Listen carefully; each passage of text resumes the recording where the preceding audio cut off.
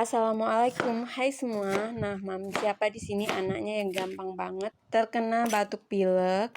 Nah, di musim pancaroba begini, gampang banget anak untuk terkena penyakit batuk pilek. Nah, ini aku mau spill obat yang manjur dan ampuh tanpa minum obat, meredakan batuk pilek, kemudian radang, kemudian panas. Ini juga cocok banget. Nah, pertama-tama ini aku punya buah pis sebanyak 1 buah, potong-potong kotak begini.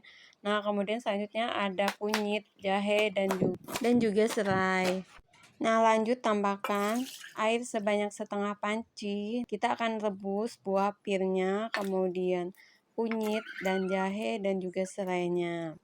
Kemudian tambahkan juga kayu manis dan juga cengkeh.